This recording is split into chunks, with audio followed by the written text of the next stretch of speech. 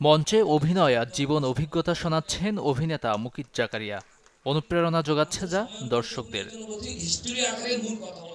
এমন অভিজ্ঞতার ঝাঁপি খুলে হাজারের বেশি শিক্ষার্থীকে নানাভাবে অনুপ্রেরণা দিচ্ছেন বক্তারা।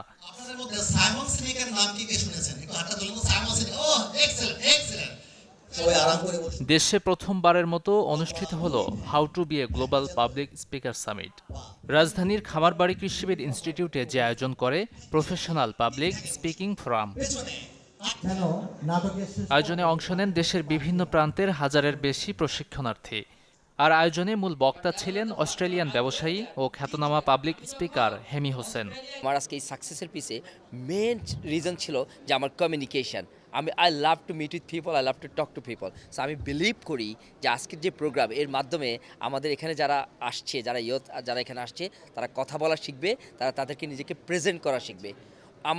আমি প্রেসিডেন্ট হিসাবে আমার কমিটমেন্ট হচ্ছে এই ফোরামটাকে নেক্সট লেভেলে নিয়ে যাওয়া। চমৎকার উপস্থাপনা করা। ভবিষ্যৎ নেতৃত্ব তৈরির জন্য শিক্ষার্থী এবং পেশাজীবীদের মধ্যে আত্মবিশ্বাস, যোগাযোগ দক্ষতা বৃদ্ধি করতে যেমন এই আয়োজন, তেমনি সম্ভাবনা আছে আন্তর্জাতিক পরিমণ্ডলে পরিচিতি ও কর্মসংস্থানের।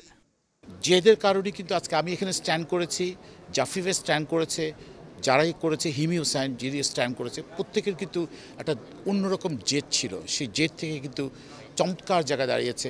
সারা পৃথিবীর মানুষজন তাদেরকে চিনছে, জানছে, বুঝছে এবং তিনিও অনেক কিছু লার্ন করছে। এটাকে আমি খুব স্বাগত জানাচ্ছি, এত সুন্দর একটা উদ্যোগ।